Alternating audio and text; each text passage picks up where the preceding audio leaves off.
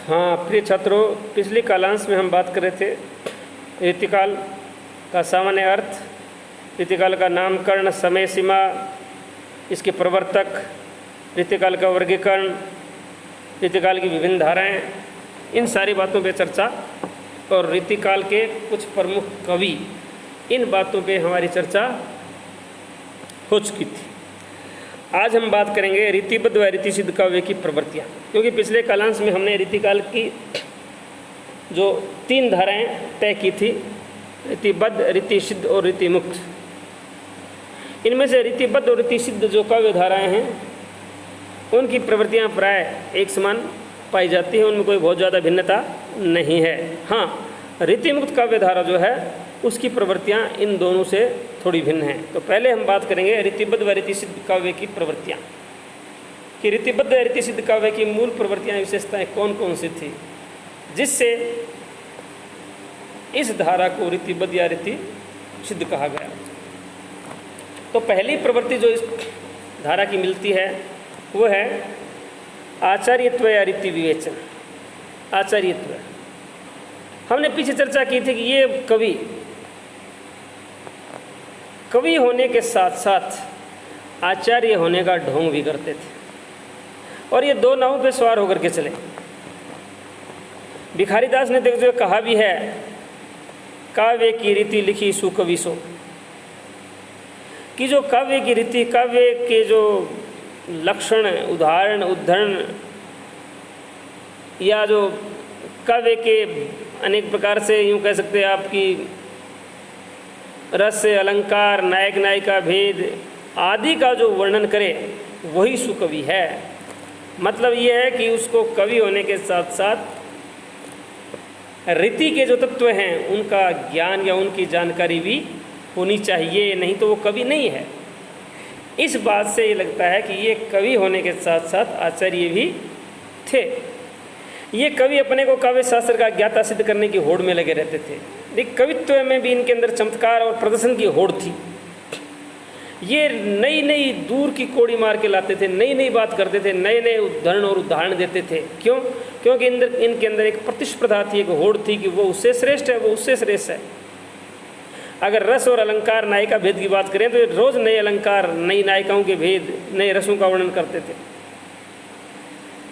दूसरी बात, ये कवि अपने आश्रयदाताओं को या फिर जो उस समय के धनाढ्य लोग थे, धनिक लोग थे, उनको काव्य शास्त्र की शिक्षा देते थे, और ये कहते थे कि अगर किसी को कवि या साहित्यकार बनना है तो हमारे पास आओ, हम उसको सिखाएंगे कि कवि कैसे बना जाता है और काव्य रचना कैसे होती है। इसका मतलब है कि काव्य शास्त्र की शिक्षा देने वाले आचार्य भी थे। इनमें लगभग इन्होंने क्या कि संस्कृत की जो परंपरा चली आ रही थी, आचार्य परंपरा, उसी की परंपरा का पालन किया, उसका अनुकरण किया। और किसी कवि ने भूल से कुछ नया दिखाने की चेष्टा भी की, कुछ नया लिख दिया मौलिक, तो दूसरे कवि उनसे पूछते थे कि बताओ संस्कृत में कहाँ लिखा है, और अगर कोई बात संस्कृत में नहीं है तो फिर वह गलत है। अर्थात इस काव्य में मौलिकता का अभाव है। इसकी एक ये प्रवृत्ति और विशेषता पाई जाती है कि इस काव्य में मौलिकता का अभाव है। इन्होंने जो पूर्व में लिखा गया उसी का जिक्र किया है और उसी को अपने ढंग से या और विस्तार से कहा है। काव्य शास्त्र में भी इन्होंने जो महत्वपूर्ण बिंदु या विषय उठाए वो क्या है? रस, नायक नायिका भेद, अलंकार आदि यही चुने। वस्तुतः ये आचार्य थे ही नहीं, आचार्य होने का ढोंग करते थे या प्रदर्शन करते थे, क्योंकि कवि आचार्य नहीं हो सकता और आचार्य कवि नहीं हो सकता। ये आचार्यत्व का ढोंग कर रहे थे। दूसरी विशेषता है श्रृंगार वर्णन। एक इनकी प्रवृत्ति ये थी श्रृंगार वर्णन, और श्रृंगार के भी 2 पक्ष होते हैं, संयोग श्रृंगार और वियोग श्रृंगार। इनके यहाँ संयोग श्रृंगार के चित्रण बहुत ज़्यादा हैं, जिनमें आलम्बन का सौंदर्य, संयोग श्रृंगार में इनमें नायक और नायिकाओं का सौंदर्य बड़ा अतिशयोक्तिपूर्ण वर्णन किया गया है। नायिका की चेष्टाएं, उसकी अनुभूतियाँ, वो किस प्रकार से चेष्टाएं करती है, किस प्रकार से वो अनुभूतियाँ हैं उसकी क्या क्या हैं, और वो भी बढ़ा चढ़ा करके इन्होंने श्रृंगार वर्णन के लिए गृहस्थ जीवन को लिया है। श्रृंगार वर्णन का जब इन्होंने वर्णन किया तो गृहस्थ जीवन में जो गृहस्थी या घरेलू रिश्ते हैं, पति पत्नी ही इनके यहाँ नायिकाएँ हैं, और प्रेम की जो विभिन्न अवस्थाएं हैं उनका चित्रण बड़ा अतिशक्तिपूर्ण वर्णन शैली में किया है। कई कई जगह तो बड़ी ऊहात्मक पंक्तियाँ लिखी हैं, अर्थात आप उन पर विश्वास नहीं कर सकते कि ऐसा भी हो सकता है क्या। तीसरी जो इनकी विशेषता है वो है काम प्रवृत्ति का स्वच्छंद निरूपण है। काम प्रवृत्ति का स्वच्छंद निरूपण। काव्य का अपना एक क्षेत्र होता है और कविता के लिए कहा जाता है कि कविता में भद्देश का चित्रण नहीं होना चाहिए। और ठीक है, कविता में प्रेम का चित्रण हो सकता है, लेकिन प्रेम में भी प्रेम का जो सूक्ष्म वर्णन है वो कीजिए, मांसल वर्णन नहीं। लेकिन ये जो कवि थे, रीतिकालीन कवियों में रीतिबद्ध और रीतिसिद्ध कवि जो थे, उनकी कुछ व्यवस्थाएं थी। ये सारे के सारे अपने आश्रयदाताओं के राज दरबार में रहते थे और आश्रयदाता इनकी रोजी रोटी का प्रबंध करते थे। इसलिए अपने आश्रयदाताओं को प्रसन्न रखने के लिए, उनकी प्रसन्नता के लिए कुछ का कुछ भी लिख देते थे। इनके आश्रयदाताओं की जो कुत्सित मनोवृत्ति होती थी, उस कुत्सित मनोवृत्ति की पूर्ति के लिए ये नायिकाओं के नग्न चित्र उतारने में भी कसर नहीं छोड़ते थे। नितंब, उरोज, गाल, इनका इन्होंने बड़ा कामुक वर्णन किया है। क्यों? क्योंकि इनको अपने आश्रयदाताओं को प्रसन्न रखना जरूरी था। काम उनके जीवन का अंत साधन तत्व न होकर बाह्य साधन बन गया था। काम, सेक्स जिसको कहा जाता है, वह जीवन का आंतरिक पहलू या आंतरिक पक्ष होता है। लेकिन ये रीतिकालीन जो कवि थे, इनके यहाँ काम भावनाएं, काम क्रीड़ाएं, काम चेष्टाएं जीवन का बाह्य साधन था, जिसको जितना ज़्यादा प्रसारित किया जाए, दिखाया जाए, उतना ही अच्छा मानते थे लोग। इनमें प्रेम की एक निष्ठा न होकर वासना की झलक है। इनके नायक और नायिकाएँ प्रेम में एक निष्ठा का ज्ञान नहीं रखते। इनके यहाँ बस प्रेम करना है, और प्रेम एक से भी अधिक हो सकता है, 2 से भी हो सकता है, 4 से भी। इनकी नायिकाएँ भी अत्यधिक प्रेमी रखती हैं, यहाँ तक कि इनकी नायिकाएँ पति और उपपत्ति तक का भी प्रावधान रखती हैं। इसी प्रकार से नायक, पत्नी, उपपत्नी, प्रेमिका, और वो प्रेमिका भी अलग अलग, दिन की अलग, रात की अलग। इस प्रकार से ये कह सकते हैं कि इनके यहाँ प्रेम की एक निष्ठा का भाव है, वासना की झलक है। वासना पूर्ति के लिए ये कभी गंदे से गंदे चित्रण उतारने में शर्म नहीं करते हैं। नारी सौंदर्य का वर्णन, एक अन्य विशेषता इस युग की ये है, नारी सौंदर्य का वर्णन। डॉक्टर हजारी प्रसाद द्विवेदी कहते हैं कि श्रृंगारकालीन कवियों में नारी कोई व्यक्ति या समाज के संगठन की इकाई नहीं थी, बल्कि सब प्रकार की विशेषताओं के बंधनों से यथायुक्त विलास का एक उपकरण मात्र है। इस काल के जो कवि हैं, उनके यहाँ नारी समाज का एक या इकाई नहीं है, समाज की संगठनात्मक रचना का कोई एक वो नहीं है हिस्सा, वो एक उपकरण मात्र है, जो विलास का उपकरण है। सौंदर्य प्रसाधनों से भरा हुआ विलास का उपकरण। नारी को ये एक ऐसी वस्तु प्रकार मानते हैं एक प्रकार से। इनके यहाँ नारी न माँ है, ना बहन है, ना बेटी है, केवल और केवल नायिका है, जो सुंदर है और उसकी सुंदरता निहारने और देखने योग्य है। नारी के प्रति इस युग के कवियों का दृष्टिकोण बहुत अच्छा नहीं था। भक्ति और वैराग्य का मिश्रण अगली विशेषता। यद्यपि ये कवि श्रृंगारी थे, किंतु कहीं कहीं भक्त होने का ढोंग भी करते हैं। और विशेष रूप से जब अंतिम समय में जब वृद्धावस्था की ओर गए, तो इन कवियों ने भक्त होने का ढोंग भी किया और अपनी रचनाओं में भक्ति और वैराग्य का संदेश भी दिया। डॉक्टर राजेश्वर प्रसाद चतुर्वेदी कहते हैं कि वृद्धावस्था में अशक्त होकर केशवदास, देव, पद्माकर आदि सभी प्रमुख कवि वैराग्य से ग्रस्त दिखाई देते हैं, जो मनोवैज्ञानिक दृष्टि से ठीक ही है, क्योंकि ये लोग बूढ़े हो चुके थे।